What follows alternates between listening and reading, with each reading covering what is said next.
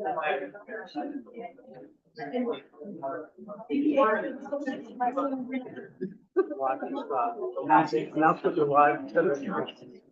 thank you. We are live, Vermont Senate Education Committee. You're on Tuesday, November 18th, 2:33. Students that have prepared questions or comments, this is what we would like you to do. You'll have like a two-minute time. You'll be able to see it on the screen here. If you're asking a question or making a comment, please come to this podium. If you are on deck and second to ask a question, have a seat in this chair. If you are third, there's an X right here. Stand. So if I'm third in line, I'm waiting here. If I'm second in line, I'm waiting here. And if I'm asking questions or making comments, addressing the senators from here. All right. Have a seat, please. And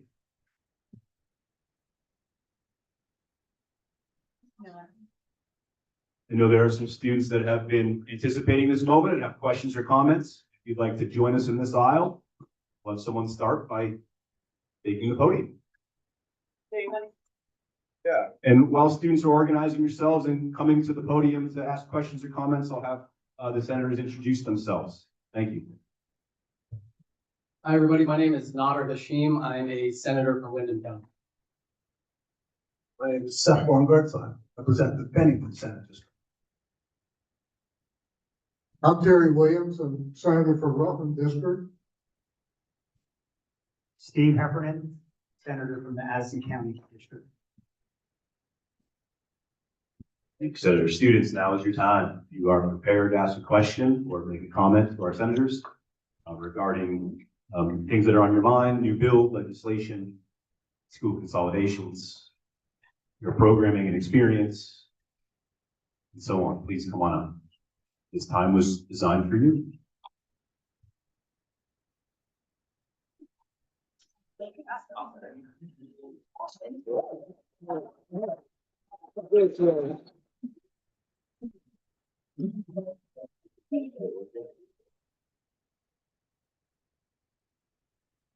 Just state your name, the town you reside in, and your grade. Hi, yeah, it should be. There you go. Hi, I'm Ben. I'm a senior. I'm from Woodstock. And I'm wondering, in the case of redistricting, how will you account for like loss of community-specific sort of activities? Like, I know in Woodstock, I'm a member of Change World Kids, and it's not necessarily like a school group, but you know, if I were to go to school somewhere else, it might be a little bit harder to sort of contribute to that organization. How will you account for like loss of community-specific opportunities like that in the case of redistricting?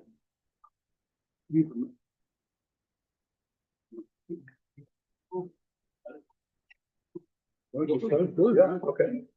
So I'll start off with an answer. First of all, I'm really happy to be here, Bill.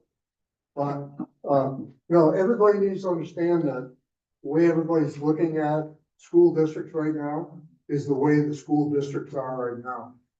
The schoolhouses are where they are, and the populations are where they are too. So nobody is saying that your school district is going to change. It may probably be additional people, additional students brought in from outside. But right now, because it's a transformation plan, it's probably going to take another 4 years before anything happens. I would maybe just add to that, there are schools of various sizes across Vermont. And some of the larger schools are doing very well. Some of the smaller schools are doing very well. It's really, we are at a preliminary stage as to figuring out how this configuration is going to go together. But the point you're making about the need to maintain a sense of community is vital to the discussion.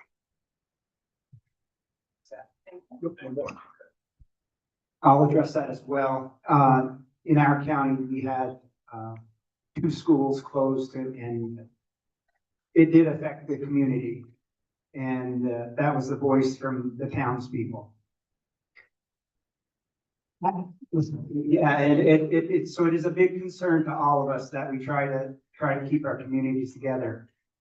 That being said, it's also up to the town leaders, your community leaders, to really strive to keep your communities going.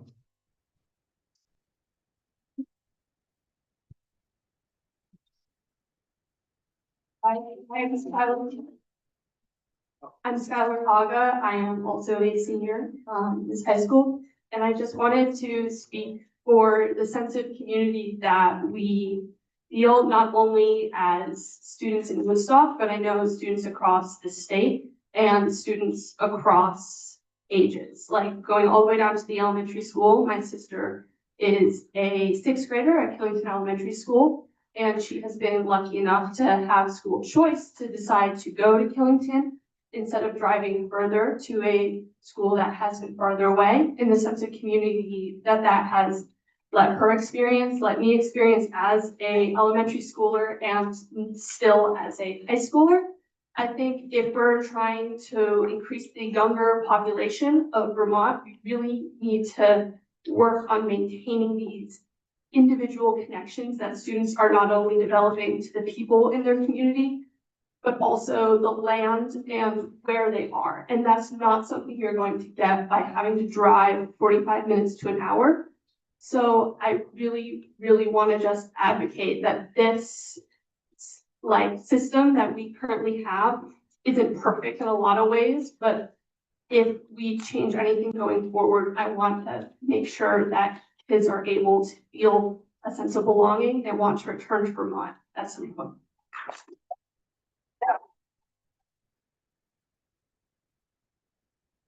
I'll just say very quickly that this morning, as we heard from students and your teachers, we heard the same, we got a deep sense of community here, a deep sense of commitment to every student here, and the deep sense of commitment you have to each other. So, but you just reinforce that. Thank you.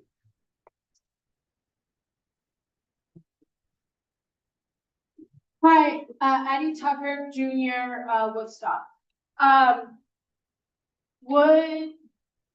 How, in the case of redistricting, a couple questions. First of all, where would the teachers go? Like, there's teachers at different schools, but if the schools are different and there's not, like, how would that work, essentially? I don't know how to phrase the question quite right, but. Your next question, well, Oh, and also, in the case of redistricting, if we have less schools, would each school have a considerably higher budget for like school things? Or is this whole plan to like save costs? So I can answer your first question. There's still a whole lot of unknowns about what redistricting will look like or if it will even happen. As I think a lot of folks here pay very close attention to what's going on politically. And we did just see that the redistricting task force came out with their opinion that redistricting should be voluntary for communities. So if it does happen, I think it's going to look very different for each district and how or if teachers are going to be moved at all. And the second question you asked was about would there be more dollars for schools?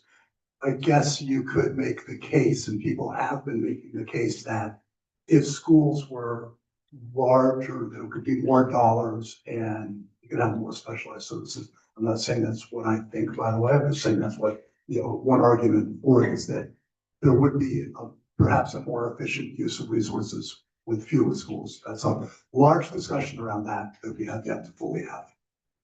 Thank you.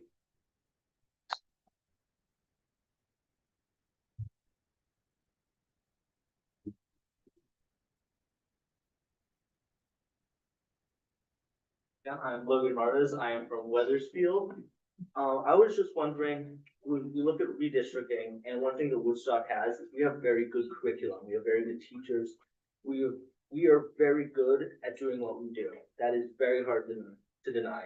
How can we keep what we do well available for the rest of Vermont students as well as we look at a lot of these redistricting as a way to cut costs.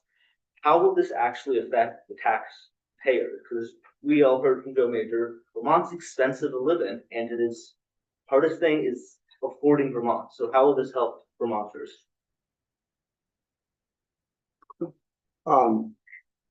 I'll start just, by saying that it's just reinforcing for all of you. We're really early in the process. We're doing these tours to schools to hear about the things that are important to students, the things that are important to the people who work here, and the things that are important to the community. So those questions you're asking all the right questions. We don't yet have the answers because we're still at the phase of trying to figure out what does or what doesn't make sense. The fact that something has been proposed doesn't mean that's what we're going to do. We're here to really gather information and hear from people like you about the things that you're concerned about, and you want to make sure we take into account. Thank you.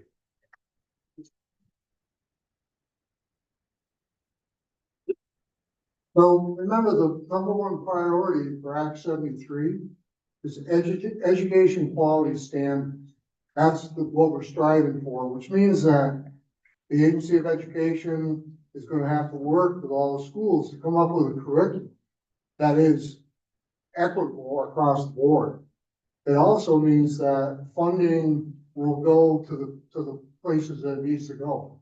The Education Senate Education Committee, we make education policy, or we create bills, we pass legislation that will affect everybody, but we can't do it without input from you all, so thank you for that.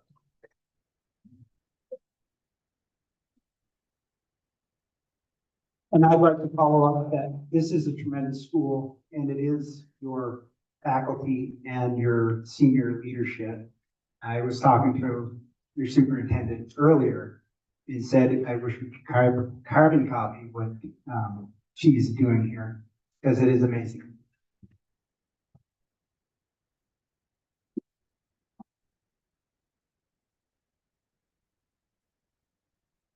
Hi, Owen Whalen. I'm a senior from Bethel, Vermont.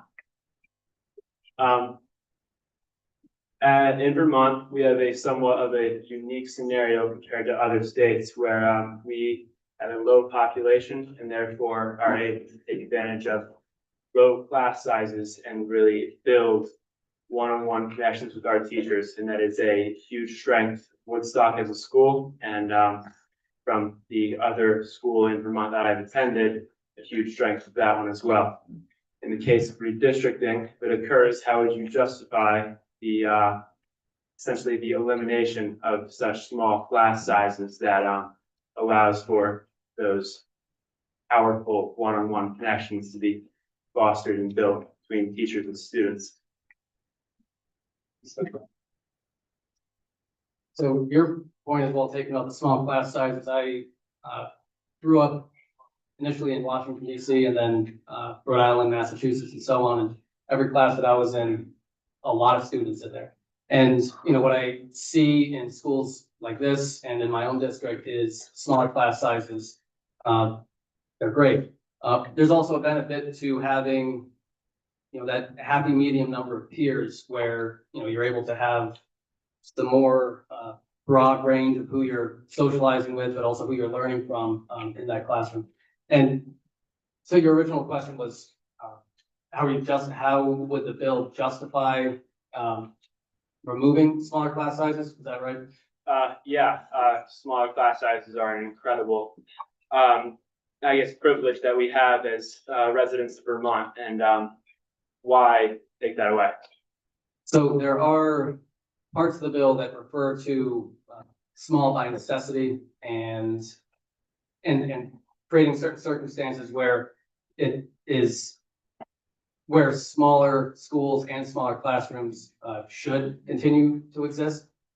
I'm not suggesting that they should be removed either. I think smaller classrooms, smaller class sizes is a good thing. And, you know, I can't remember the guidelines off the top of my head for that particular piece, but it is in the bill regarding that in order to keep smaller schools and smaller class sizes, where necessary. So just to add a little bit to that, one of the challenges that we face, and one of the reasons this came before us as the governor began to talk about this challenge is that we have a lot of very small schools around Vermont, and each building is an expense center as well. And so the tension, or the thing we're trying to figure out, is how to bring costs in and down, or at least stabilize costs. And one of the ways to do that is to have fewer buildings, somewhat larger class sizes, because it's more efficient. You can have one teacher for 15 or 16 kids instead of one teacher for 8. And so it's a real, what you're talking about and what we're all talking about, we're trying to figure out is something really difficult to get our arms around fully. But we have had in Vermont, the cost of education rising at the rate of 15, 20% 2 years ago. And that's not a sustainable number. So what we're wrestling with is everything you're saying, because it has a lot of validity and the cost, and we're trying to figure out where the sweet spots are. And but it's turning out to be very difficult because, for instance, what we heard at Canaan from students there and from the community, what we're hearing here today, and this is the reason we're doing it. But those are the challenges. That's the difficulty of the job we have, but we signed up for a difficult job. So thank you. Yeah.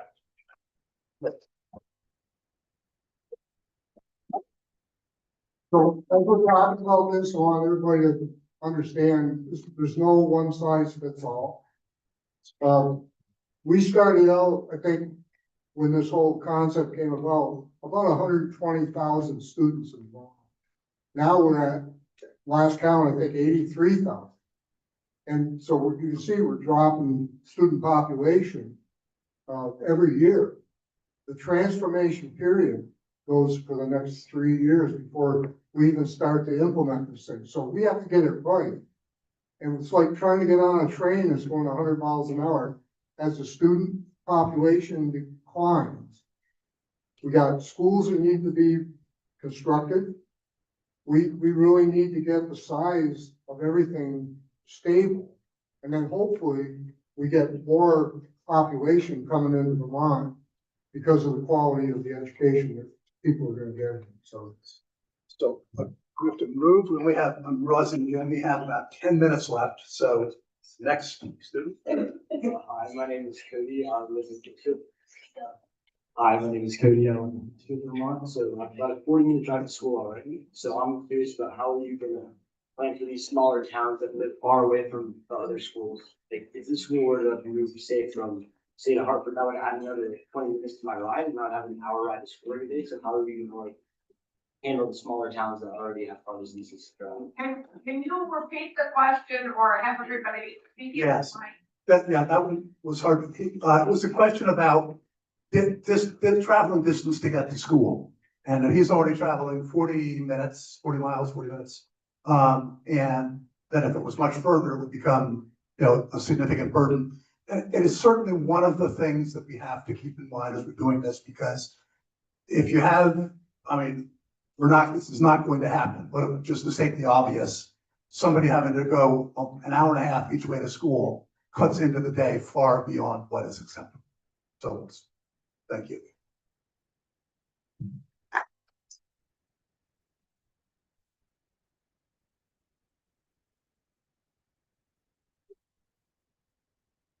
My name is Lucia Beckwith, and I live in Woodstock and South Royalton. And kind of like what he was asking, I was wondering, how, since people will be commuting from further away, I know that would affect our climate a lot and increase emissions for many people. And I was wondering if there were plans to combat that, because I know here at Woodstock, we have a community that really values our environment, and we have very unique programs like Craft that really show those values. Really quickly say that there are parts of Vermont where we have a lot of, like a handful of very small high schools very close to each other. So that if they were to be brought together, it really wouldn't impact what you're talking about because they're that close to start with. So again, I think the Senator Williams, reminder that one size does not fit all is key to this and key to the way that we approach this. So, thank you.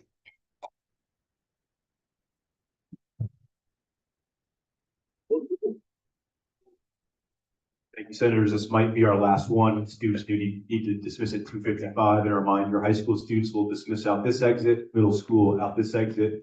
Be quiet, respectful for our last question. Thank you. Hi, Isla, and I'm in ninth grade and I live in Woodstock.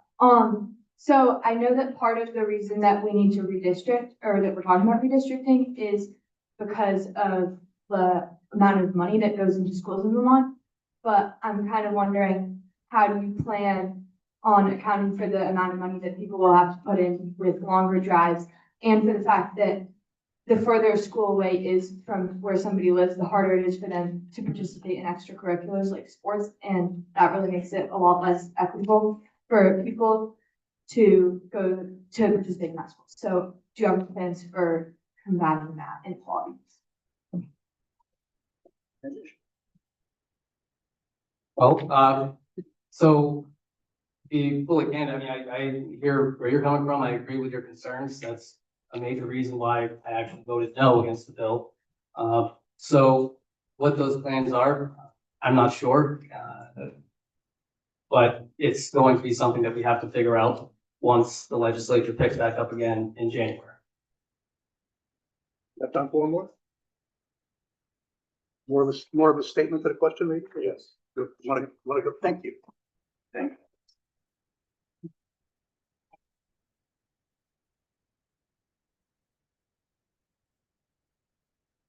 Hi, my name is Caitlin Burris and I'm a senior. I used to live at Killington and now I live here in Woodstock.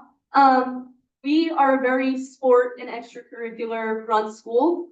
Most of our school either participates in Yo Theater or sports. We win championships pretty much every season. We all really care about our sports teams and show up for each other. With the underclassmen that can't drive after school, if they stay later, how will they get back home if their parents can't make the 45-minute trip to then go get them? If there's no late bus or nothing like that, because we already are here and people live so close by and we still have seniors having to give the underclassmen drives home. How is that gonna change, if anything? Because all of our students really care about sports. We wouldn't want to lose that, even if it's not us elected. Thank you. Want to say something? Okay. One quick response that I think we'll have to be done. Yes. Yeah. Yes, again, your school is great. Can't emphasize that enough. With that question, that's gonna come down to parent, what the parent is willing to do for the child. There's already parents that travel long distances for their children to play sports, be interactive with the community. It's everything we're talking about here, when and if, and it is a big if, it's all pie in the sky if this is gonna happen. The change will come over time. It will give people time to give input like you are right now.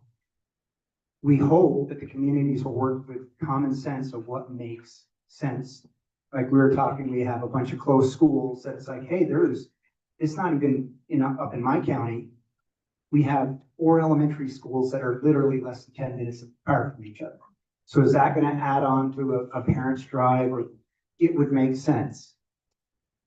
That also being said, I want the community input. It's something that we, as a community, your parents, have to look at what the cost is. Because with everything comes cost, and I think you're all old enough to know that everything comes with a cost. And our job as your senators and representatives is to try to get that cost where it's affordable. Taxes should not be a burden. Taxes are becoming a burden to many of your parents. So we want to work, we're out here listening to you to make the right decision. And we will, or at least I will, make sure that your parents have a voice in your community. And that's all we can promise, really. Thank you. Thanks, everybody. Thank you, Senator. Thank you, students. Have a great afternoon.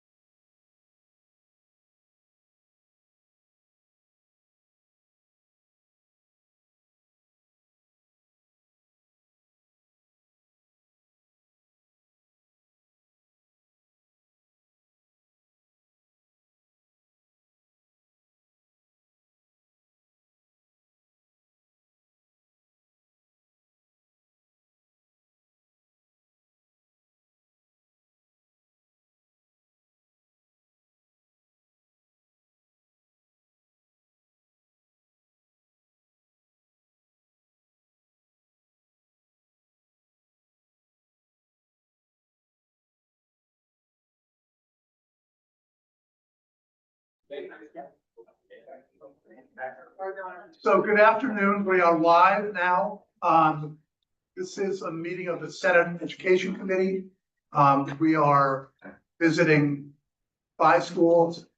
As I said at the beginning of the day, we tried last year during the session to get out to visit schools, and we gave up because it's so hectic and so overwhelmingly busy once the session starts. So we're taking advantage of this time right now to go out and really just listen to, members visit some schools. We get to know the schools, get to know the districts. We try to pick schools that are different, so we glean different bits of information in the different ways that schools are operating. And then we're ending each hearing with a time for the community members. We have the students, teachers, school, tour of the school, administrators, and now we want to hear from the public. What we're gonna have to do, because a lot of people have signed up, we're not gonna be able to, everybody's gonna have only 1 minute. And we're not gonna respond, only because then you won't have a chance to be able to come to us and give us the information you want to give us. So what we're gonna do is I'm gonna call off, when I call off the name, that'll be the person up, but I'm also gonna call off the next name, and that person will be in the on-deck chair, ready to go, so we can keep moving. So with that, I'll let members of so by the way, I'm Seth Baumgart, so I'm the chair of the Senate Education Committee, and I represent the Bennington Senate District. I live in Manchester. Hi, everybody. My name is Nader Hashim. I'm a senator from Windham County. I'm Terry Williams, I'm senator from Rutland District. Steve Heffernan, Addison County District. And I note that we have a couple of legislators here, Charlie Kimball, who was here earlier today as well, maybe almost for the whole day. And I know Allison Clarkson is here, there she is, as well, to listen to this today, people from your area. So we're gonna get started. So I'm gonna have to unfortunately be unpleasant and stop you after 1 minute so that we can get through as many people as we possibly can. Oh, yes, thank you. And if you want to give us information, we don't have time to do it today. You can send written testimony or written comments through. It's on their website, for the Senate, okay. And so we're gonna start with Paige Hiller and then Roger Kogan or something like that? Okay, right behind, okay. So Paige is up, Roger's on deck circle, and Ben Brickner should be ready to come up right behind them. You're on 60 seconds, unfortunately. Hi, my name is Paige Hiller. I'm from Woodstock. I was a school board member for 15 years. I just want to make a couple comments. Act 60 was based on establishing sending and receiving towns. Many politicians in the state insist that that no longer exists, but we see that Woodstock sends about $18,000 into the state education fund, and we receive about $8,000 to $9,000 back. Act 46, the purpose of consolidation for the schools, we got tax incentives along with that if we were voluntarily consolidated our school districts. It was insisted that we would be saving money in those consolidations and new districts. However, we have seen our taxes continually increase from year one until now. We saw a 20% increase plus in Woodstock alone. I think that we should start learning from other states, because right now we're spending a 40-60 split from general to education funding, which is funded by property taxes. Massachusetts spends 60% of general fund and 40% from property taxes. Thank you. Yeah, thank you. Roger. I'm Roger Logan. I live in Woodstock. Ben should be in the on deck seat. I just want to say, I worked in not-for-profit for a long time. You cannot contract your way out of a crisis. We need to grow our way out of the crisis. We need to find new sources of revenue, one of which is very obviously right in front of us, which is second homeowners. Another of which is to grow. Another of which is to grow our own school population and other school populations around the state, attracting more people. We need to grow out of this, not save out of it. Thank you. Seth Webb, next, Seth Webb. Good afternoon. Thank you for coming. as you know, the redistricting task force voted last week to endorse a voluntary merger proposal rather than provide 3 maps as Act 73 required. I think you will hear and you heard in prior sessions that this has created a lot of uncertainty about which models may survive redistricting. So a question I have, which I realize you can't answer today, is how will the committee ensure that high-performing regional hubs like Mountain View's, a 2025 school of distinction, which already embody Act 73's vision of shared services, how will you ensure that districts like these are not fragmented by whatever boundaries eventually emerge from the redistricting process? Thank you. Thank you. Then Jack, I can't read the name, Kirsch, something like that? Kirsch. Ready? You're on deck. Oh, you're not gonna go? Okay, then Sarah Warner? Sorry. Light, it's not the light's not the problem, it's the hand. Can you read it? You got it. She's Okay, you're on deck. Okay, now, so. Senator, thank you for being here today. One thing that we're really thinking, I'm on the school board, maybe with Seth Webb. We're thinking about how to take care of our physical facility and how to rebuild it. And there's 2 things I just want to flag for your attention that we could really use your help with. One is decoupling per pupil expenses from capital expenses. Right now,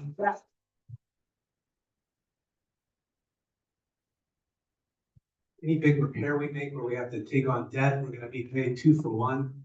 And I think that's something that our local legislators are hoping to lead on. Thank you, Charlie. Thank you, Allison. Number 2 is, I know that Act 73 established a school construction fund. We intend to pursue a bond to rebuild the school, and we're going to hope that we can get assistance from that. So I hope you were able to fund it. Thank you.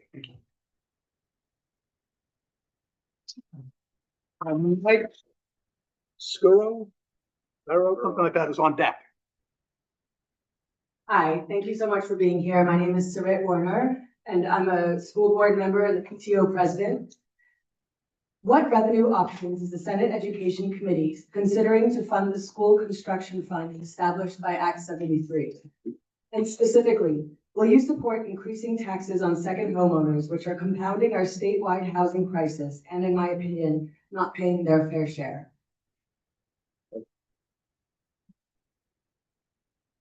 Julie Bryant is on deck.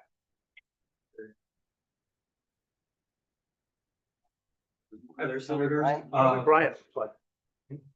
Go ahead. Mike Scuro, class of 98. My daughter's class of 32 here.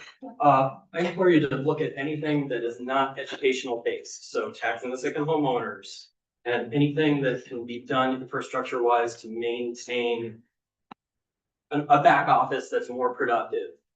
We have a lot of staff in our government, make it leaner and meaner. That's not going to affect the endpoint for our students. Geography is also really important for the amount of time that we all spend in our cars here. And this is a hub, and it really is important to look at those things that we can't make choices around. For our roads and how much time our children have to be on buses is really important. Tax second homeowners, look at everything. But if we can try to avoid the changes to our students, that would be the best. Thank you. Thank you. And I saw you actually did write it out so I could read it. I didn't see it first on the side. And then Elizabeth. I'm on deck. Okay, you're on deck. Okay. Thank you for being here. I'm from Plymouth, Vermont. I was a previous school board chair. I was a Plymouth school board chair, and I did the first merger of 2 districts between Chester and Rutland Windsor. We did it, it didn't work. But anyways, I think that people that are making laws need to visit all our schools and all our towns. We need to change the funding formula. That's the issue. We need to tax our income for those that work here. We need to tax businesses and second homeowners. and Vermont NEA did a great article last November. I am also a parent of 2 alumni from here, and we have a great educational structure. And our district is doing great things. We don't need to change that. Yes, we need a new building. So it's the funding formula. And people need to visit every school before they make these laws.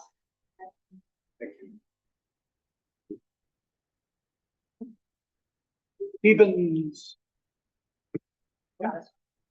Is there? Stevens is on deck. Hello, thank you for being here. My daughter graduated in 2019 through programs in this school. She traveled to England, Scotland, France, and Spain. She graduated fluent in Spanish and played varsity softball. She is currently being paid to attend a 3-year MFA graduate program. My son graduated in 2024 as co-captain of the state champion football team. He attended Hartford's tech program and a tech business program and came out with a certification in QuickBooks. In both cases, my students were offered packages that saved our family 50% of the full cost of college tuition. Also with AP and early college classes, they each individually saved us the cost of 1 full semester of college classes. Everyone knows we need a new building. What we don't need are new programs, teachers, or administrators. My other issue is safety. I challenge any of you to drive over Killington on your way home and ask yourselves if you would want to put your community students over that mountain. 36 degrees in Rutland and raining is 32 and sleeting on Killington Mountain. Use a tow limit. Thank you. Thank you. And then Corin Parker. Stephen then Corin. Senators, thank you for coming. I'm a teacher here at Woodstock Union Middle High School. I stand in front of you as the president of the Mountain Views Education Association, representing 200 staff and faculty here. We wanted to write to express our strong support for the rebuilding of Woodstock Union High School, Middle School, and a fair redistricting that preserves this district and the programs you've seen. As you've seen today, there's a school of distinction. There are exceptional offerings at the middle high school, opportunities for all students to excel to the best of their ability and their interests. I have 4 asks that would help us with the new build and to preserve this district. First is a decoupling of construction bonds from general education taxes. Second, we urge state funding of 30 to 50% of school infrastructure improvements or new building. Third, we want to voice our support for the fair and equitable redistricting that preserves Woodstock as a regional hub. And lastly, a more equitable tax burden for residents. Look at school funding, especially variable tax rates for second homeowners, primary homeowners, renters, businesses, so forth. Thank you. Thank you. And Laura Paul is on that. Hi, I'm Corinne Park. I'm on the school board. Lots of things to say, but I'll just try to hit the highlights that I think are the most important. The task force, I think, did a great job with limited time to come forward with a honorable and fair, they haven't come to their conclusion yet, but recommendation to the legislature. They were looking for data. They were looking for evidence as to whether some of the massive consolidation that was being promoted would actually fulfill the aims that we're looking for. And they didn't find it. They heard so much from public across the state that spoke to the kinds of disruption that kind of thing would cause. So to focus on the goals of the legislation and look really deeply at what actually is going to achieve those goals. Thank you. Thank you.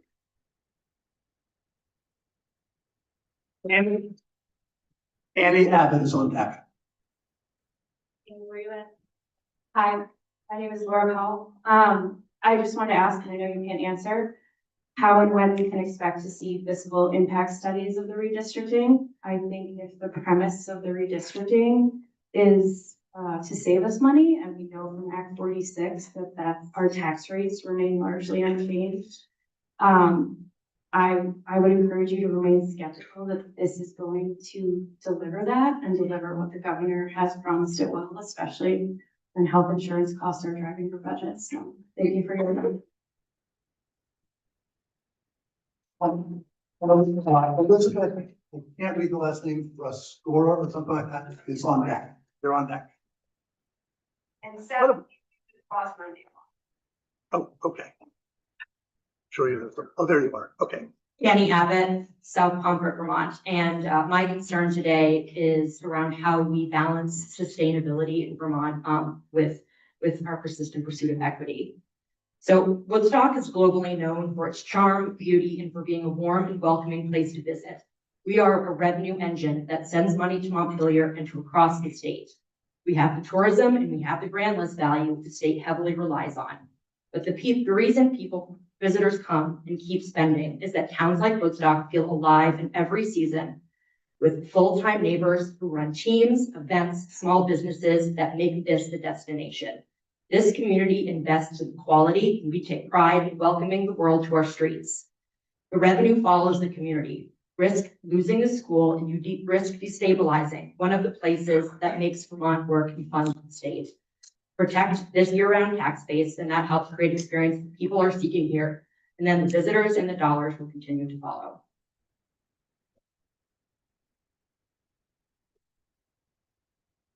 I'm not sure I can make out the first name, but it's something like Royson Sorahan is on deck. That person here is Royson here. Rasheen. If not, Cindy Metzger is on. Okay, then David Halls or Ale, I can't tell Halls. Hall. Okay, is on deck. Somebody be on deck. Okay. All right, we're gonna have a whole team up here. My name is Elizabeth Frescoya. I graduated from Woodstock in 1996, and I now live here again, and I'm raising two kids in the elementary school, who attend the elementary school. And I wanted to just echo what was just said, because I think we talk a lot in Vermont about our population dwindling. And if we want to not only keep the people here who already live here and attract new people, we have to have an excellent educational system, and that is the thriving engine of a small town. I know that that's true for here. I also have a question about the school facility. I think this is exactly the same space I stood in 30-something years ago, and I'd love to see the conditions available for the support of the rebuild that's being proposed. And so in that vein, how are you all going to look at the facility quality versus school outcomes as you make these decisions about what schools remain hubs? So thank you for your consideration, and thanks for being here.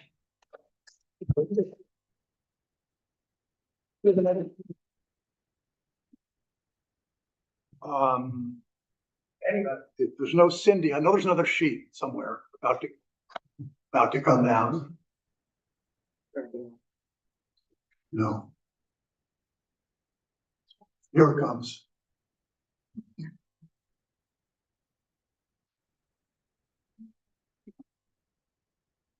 Yeah.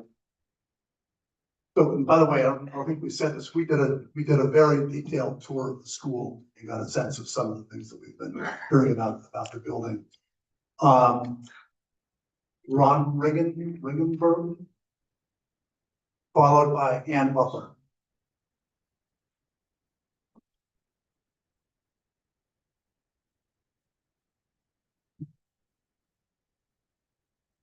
Ron Ringenberg, thank you for being here. Appreciate it.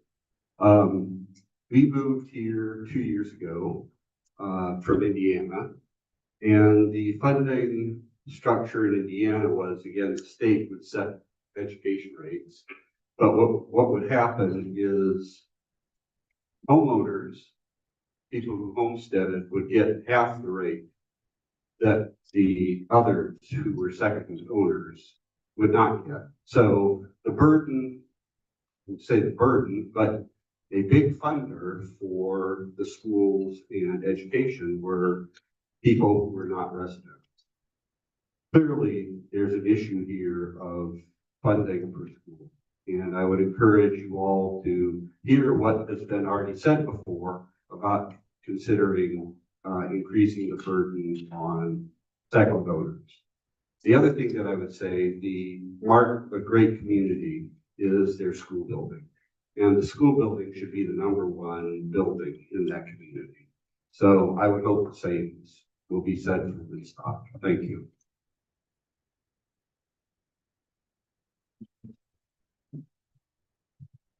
And, Shayna, Bill, Leslie is on deck, okay. Hi, good afternoon. My name is Ann Butler. Thanks for your time.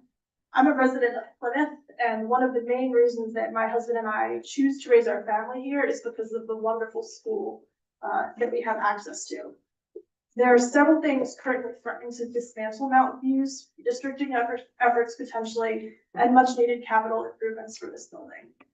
Anything that pulls Mountain Views apart is going to be so harmful to our towns. Families like mine will begin to look elsewhere to live. The most rural towns, like mine in Plymouth, would be disproportionately hurt by population shifts.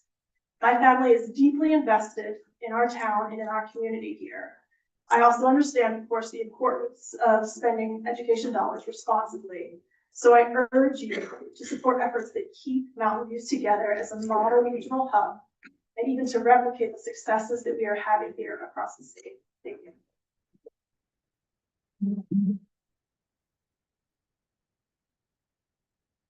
And C.T. Barrows or something, is it Seth? HRC, I'm not sure what is on that, but anyway, you're up. My name is Shayna Kalinski, and I'm the Director of Student Support Services here in the district. I don't live here, but I choose to drive almost an hour each day, each way to work here because of what is going on and the people who work in this district. Thank you. I'm asking you today to please decouple the per pupil spending. Today you heard about the wonderful work happening in our district and the increasing proficiency scores in literacy and math, and the opportunities that our students have, and all means all in our district. Whether our students go on to the trades, military, to work in the hospitality industry, or even on to college. That leads to almost 100% graduation rate in our district for our students, both those with disabilities and those without, while the state graduation rates are only 86% for students without disabilities and 67% for students with. The second reason for decoupling the per pupil spending is because other than the people and the benefits in the budget, the special education budget is pretty big. And we have approximately between 13 and 15% of our students who are eligible for special education, while our neighboring districts, multiple neighboring districts, have rates as high as 35% of their students.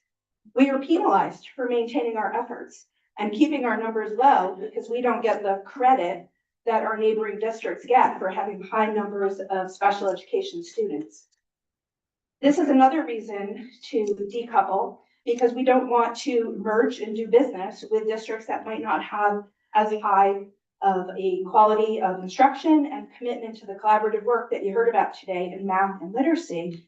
And then what happens to all of that work when you break us apart and chop us into pieces and couple us with other districts who are not performing? That will hurt our students and the work of the great educators in this district.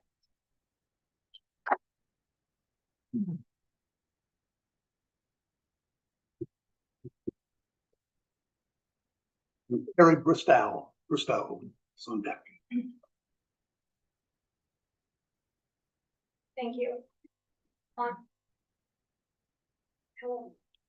know. Using a battery? That will still work. Yeah, this one's a switch from something. Yeah. Hello. Okay. Hi, I am Laura Silvera, a parent and a teacher in the district, and this is Seti Fenros, my son, a 4th grader at Woodstock Elementary.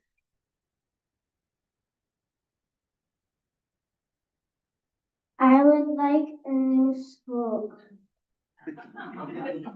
The schools here are really good. We moved here because the schools here are really good. Thank you.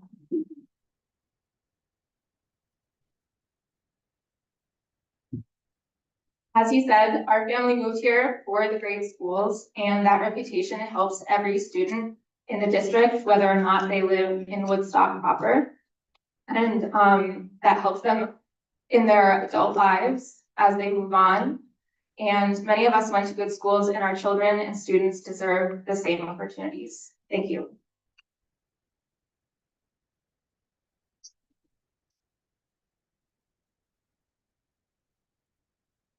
Mary Bristow, Woodstock, 39 years of teaching in the building, 3 alumni who are successfully navigating their lives who live in Vermont still.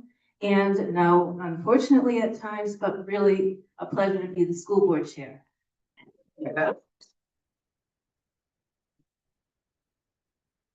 So I think there's a lot of mixed messages out there. For the one thing I heard from the redistricting task force was that they were not there to close schools. They were there to consolidate purchasing and other services, consolidate administrative structures. But they said over and over again, because I attended most of those sessions, that they were not there to close schools. And then we have a governor who recently made it very clear that the goal was to close schools and that it needed to happen. And the task force should be ashamed of the way they handled their work.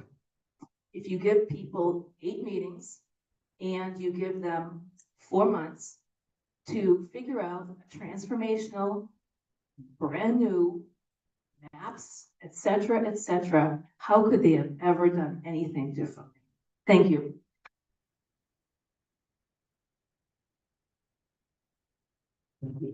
So there is nobody else listed, but we actually, I thought we're gonna have a deluge of people when we set it in a minute, but so we have time. If there's anybody who hasn't had a chance to speak, would like to just come up and somebody come up and be on deck. And when the on deck person leaves, the next person come up, because they don't have a list anymore. I'm Denise Peters, Woodstock. My family moved here almost 3 years ago and has been committed to building our life here. You've cited declining student population in Vermont. If the school were to close and our children were to need to travel nearly 30 minutes away, I worry that our family and others would take a hard look at whether they want to continue to build their lives in this state, which is devastating and I really don't want to see happen.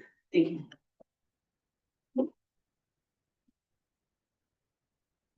Michael Gladys, I am a second homeowner here in Woodstock. And I'm appalled by the fact that I don't pay as much taxes as everyone else in that. Access extra. Because if you can afford to have a second house somewhere that you don't live in, you can afford the taxes. It's the right thing to do. Secondly, unlike most second homeowners, my wife and I bought our house here with the intention of moving here with our 3-year-old daughter by the time she reaches kindergarten age. And if you go through with this and move the schools out of this community that we fell in love with, it will probably affect our calculus moving forward as to whether or not we want to move.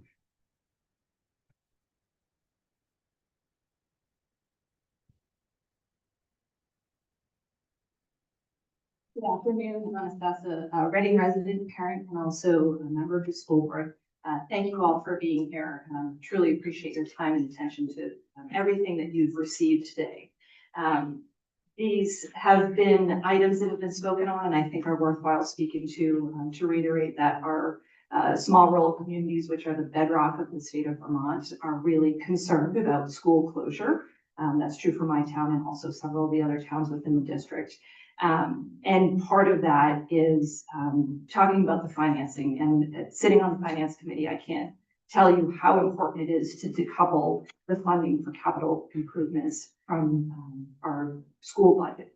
And so I think that you've seen our facilities. I'm guessing that you've seen the real concerns that we have and the amount of Band-Aids that we're putting on projects right now that are not only going to cost our taxpayers, but unless we decouple those two funds, the taxpayers are going to be paying 2 to 3 times the amount of the actual Band-Aids that are not going to rebuild our structure, but really just put Band-Aids on a larger issue. Thank you.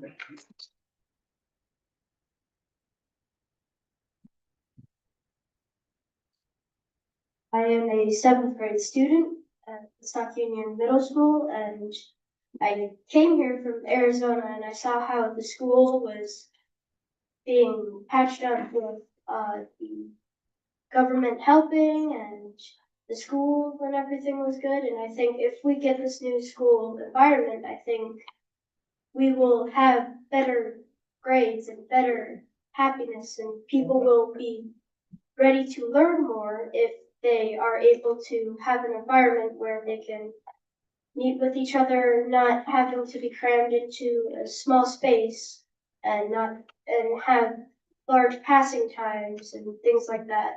Small things add up. So, thank you. Thank you.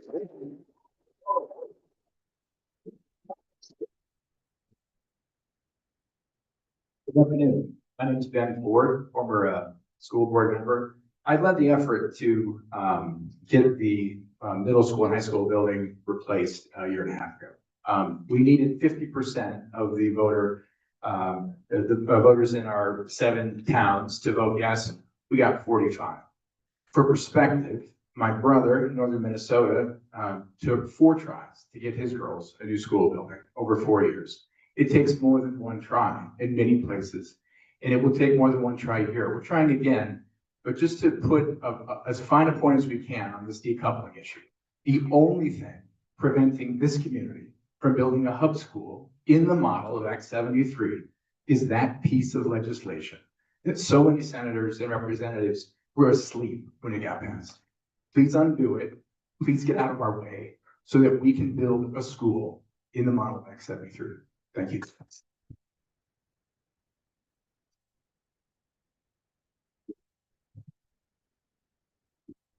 Adam Amling, also a former school board member. This wasn't planned, the 3 of us went back to back to back of school board members.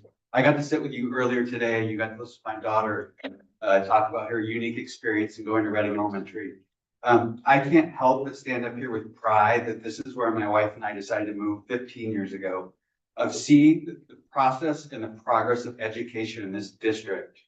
And what we've created is amazing, right? We got to take part in this process of how do we bring together 7 towns into 1 unified district and create a great curriculum with such success, right? What I worry about is when you then consolidate that with bigger and broader areas, where's that quality of education going to go, right? What's going to make us an appealing place for my wife and I, if we were 15 years younger, to come to this state now, right? And I think those are the important questions of what brings people to a state, quality education and job, right? If we can't have one, what's going to happen to the other?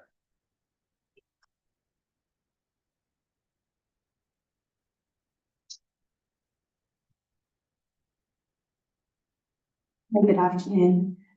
I came here today on a listening brief to learn as much as I could about what's actually going on. And I suppose I'm faced with more questions than anything else. I suppose the first one is that when you're faced with a major project, you can approach it in many different ways. But you can do something well, or sometimes you can do something fast. And I'm trying to understand how this very short arbitrary timeline was put in place for such a massive undertaking that's going to have such a huge impact on communities across the whole state. The second thing that seems quite obvious to me from a lot of the statements that we've heard today is that one of the massive problems here is the declining number of students in the area. And a number of members of our community have stood up and said and outlined the reasons they actually moved to Vermont with their families for the education system that's in place. And it's not just the education system, it's also the small communities, the rural environment. Act 73, from what I'm hearing, is going to actually remove students from Vermont, disencourage families to move to the state, and potentially decimate small communities who can no longer sustain the likes of elementary schools.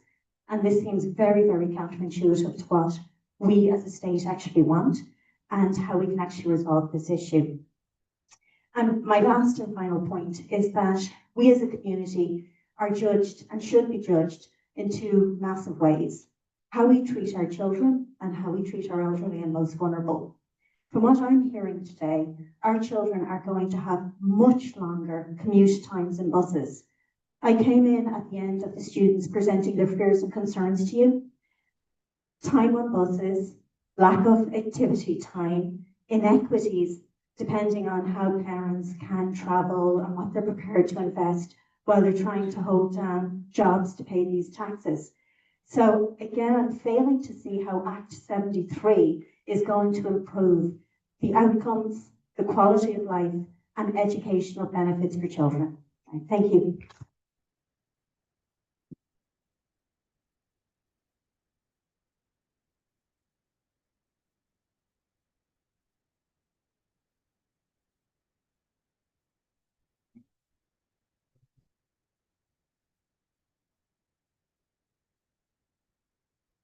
you for being here. I know, not easy for anyone. I wanted to bring up a small fact, as we chat. Oh, my name is Dana Hale and I live in Woodstock. I own a business. My husband works at the hospital, 2 children here, and I'm on the board of the Unitarian Church. You all should come. It's my second reason for being up here. Kind of a funny thing about this area is that we are a half hour away from 2 of the best schools in New Hampshire. It's just a fact. So we don't have decent schools here. We don't have convenient schools here. There will be massive attrition out of state. Whether that means moving or people just paying into the system, I fear that will, there'll be a mass exodus in this area to Hanover and Lebanon. And that's not what Vermont wants. Thank you so much. Thank you.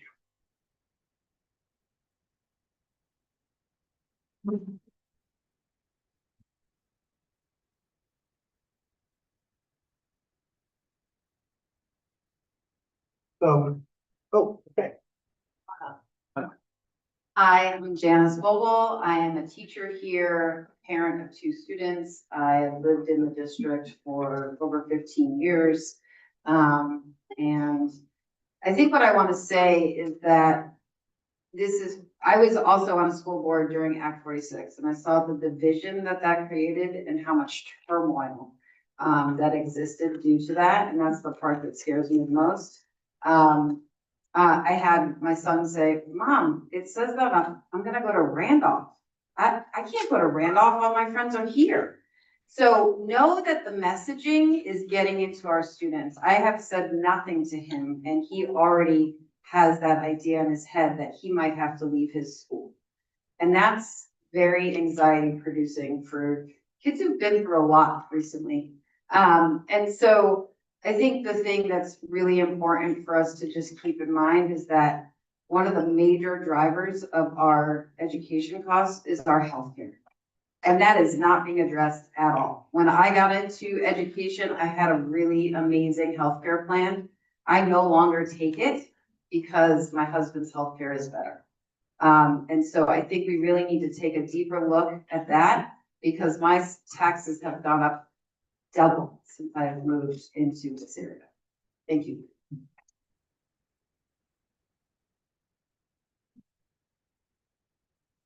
Hi, my name is Lux. I'm a 9th grader here.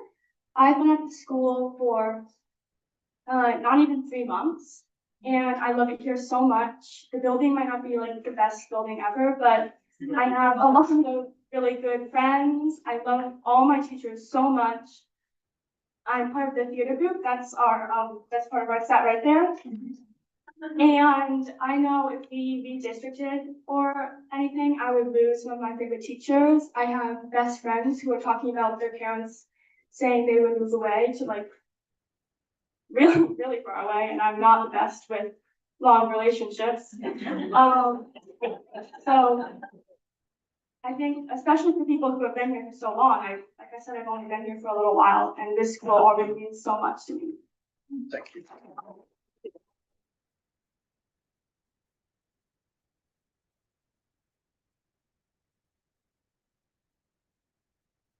Hi, Deborah Newhoff. I was just coming to listen, but after listening to everybody here and knowing a number of people in this community, came here in 1988 on our way to Lincoln, New Hampshire with a job that fell through in 88, 6 months later from Colorado. Stayed in Killington, driving through Woodstock, looked all over the state, looked in New Hampshire. And I remember seeing the sign on Woodstock High School that said, awarded the achievement of excellence in the state. And that piqued my interest, our interest, my late husband's and my interest. We raised two daughters here, and started at Woodstock Elementary, went to both daycares here, went to Waldorf School, 5th grade to 8th grade. I brought it from 7th to 8th, chaired that board. Very proud of that. Went then on to Sharon Academy, the eldest, and the youngest, who is 32 now, came to Woodstock. Had a wonderful career here. Both daughters have done very well. After living in this community for 35 years, 32 years renting. We were able to buy a home together, my daughters and I, on Churchill. We're very fortunate. I get to Airbnb. Thank you for Airbnb to help pay for things. But I see so many homes around me, as the gentleman said, and I applaud him for bringing up the fact that it would be very helpful if those second homeowners that are living and empty would help contribute to keeping this education going for these fine children, our community. So thank you for whatever you can do to help us keep this school here.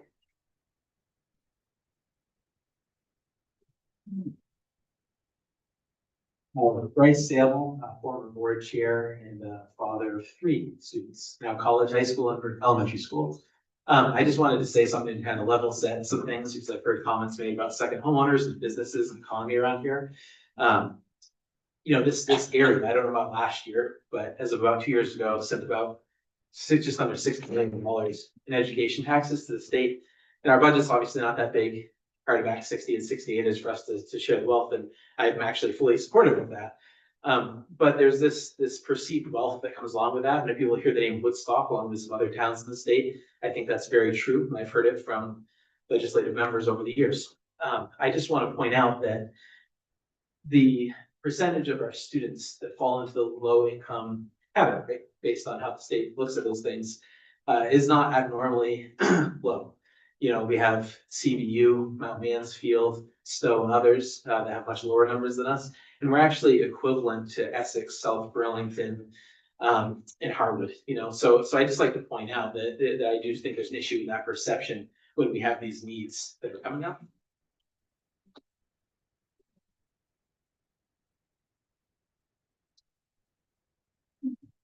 Hello. Why Woodstock, and I am very much a senior citizen. I moved here from New Jersey 18 years ago. I was on the school board there for 6 years and went through a referendum twice to get our buildings improved there. Importantly, you should be aware that not only are people with children very much affected by this redistricting and our position here, but the taxes. I have 3 friends of varying degrees of wealth who have sold their homes or have them on the market currently because the taxes are killing them. It's not just a youth problem. It's not just a young mothers and fathers problem. It's everybody's problem. So we have to come up with a solution. Thank you.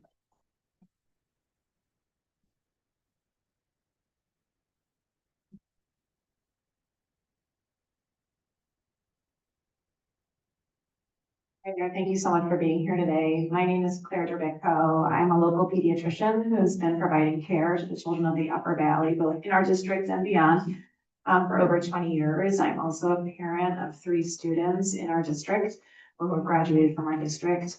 And I'm a former school board member as well, who's been advocating for a new school in our district for over a decade. So I wanted to, it's really just reiterating what other people have said. We are a really special community. We have amazing students, amazing faculty.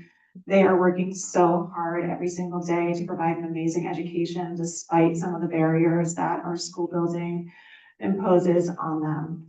And when we're talking about the decoupling and the importance of that, when we're talking about these Band-Aids, we're paying double and going into the penalty phase for basic things like keeping the heat on in the school and preventing septic from backing up into the building. And I feel like my role in our community is also to advocate for children, and that's just not acceptable for us to have to pay more to make sure our children are warm at school and to make sure that their toilets flush.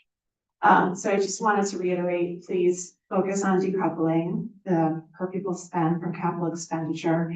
And I also want to reiterate that our community and our district really must stay intact. We're a gem. We're already doing so many things right and can really be used as an example for the state on how other communities can create successful hubs. And funding the school education building fund can help us to retain students and also to grow. I think we're in a unique position where we had a building that met our students and faculty's needs and met current standards for health, safety, and disability access. I think we're in a position where we can attract many, many more families to our region as well. And that's exactly what Vermont needs. Thank you so much.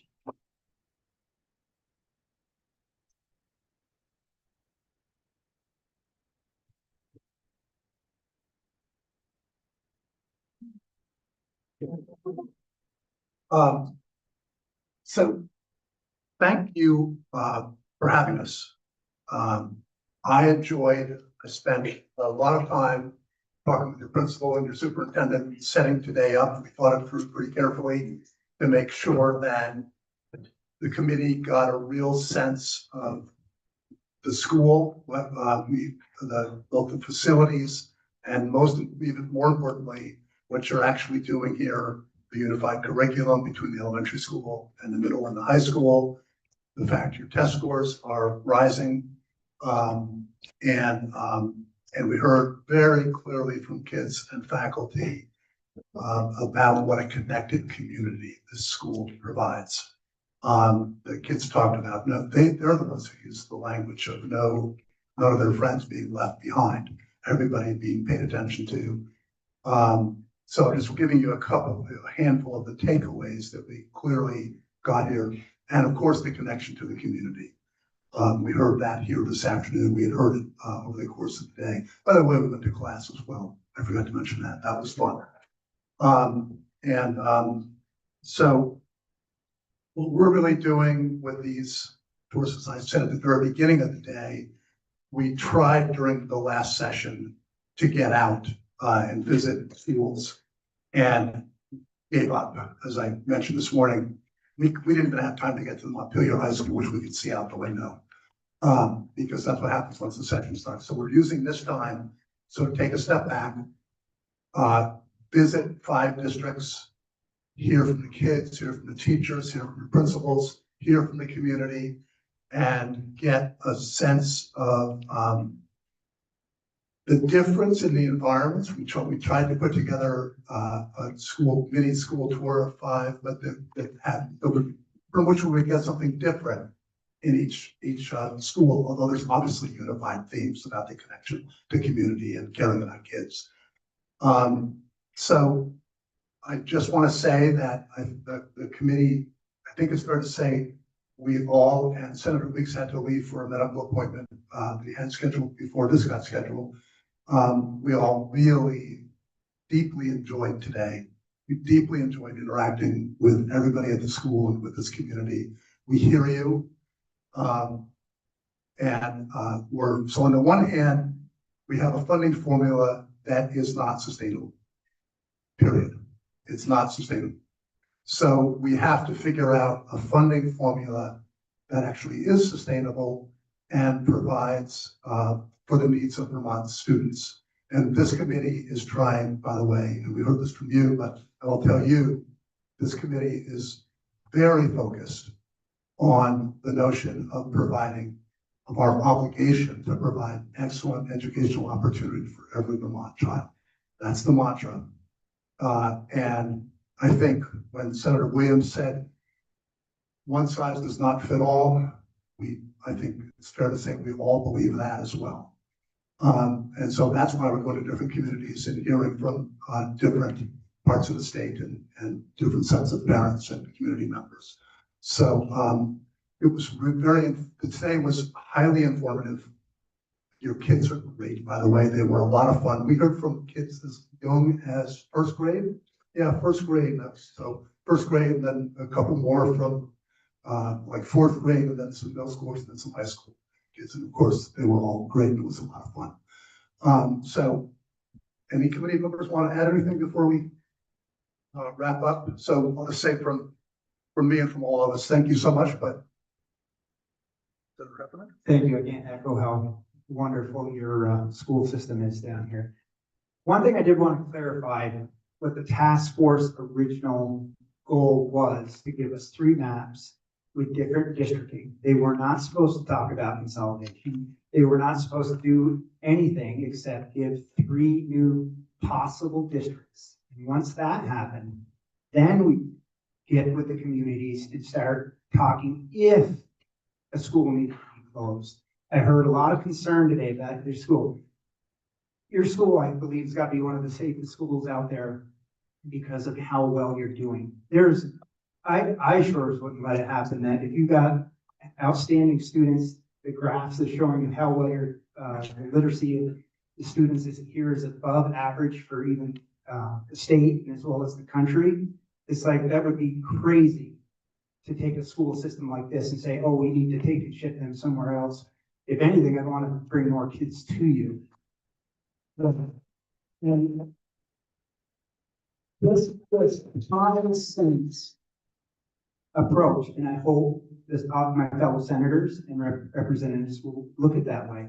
We will look at every school. Up my way, there's 3 high schools that are within 10 minutes of each other.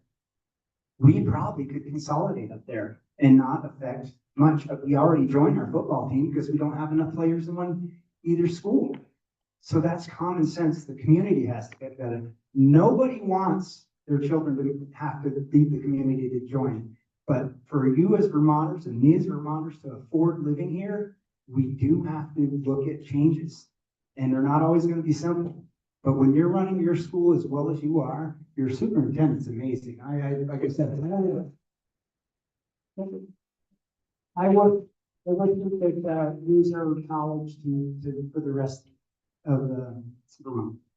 But that's just what I want to say. And another about healthcare, it would help if we had a lot more younger people in Vermont. But we're 55 and older. There's more of us and there's them, and that's what's affecting the healthcare cost.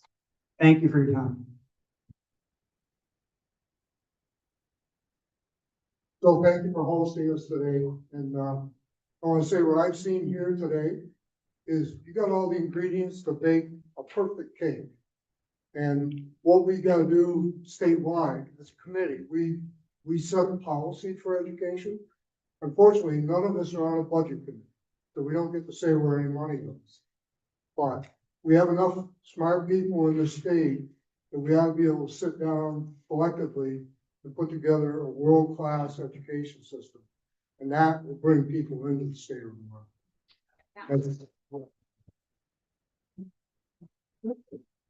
Echo what a lot of my colleagues just said. I also wanted to add, please don't hesitate to reach out to us while we're in session.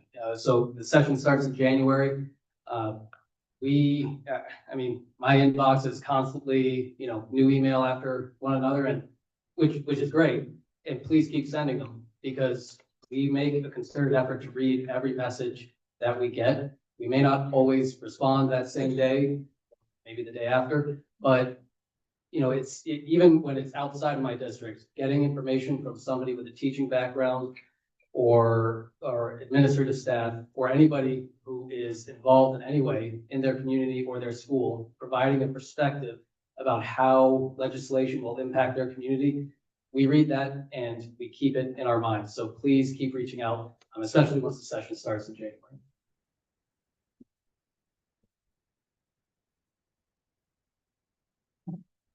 Just once again, thank you for having us. And by the way, we all talk to Charlie and Allison all the time. So keep in touch with them too. So thanks. Bye.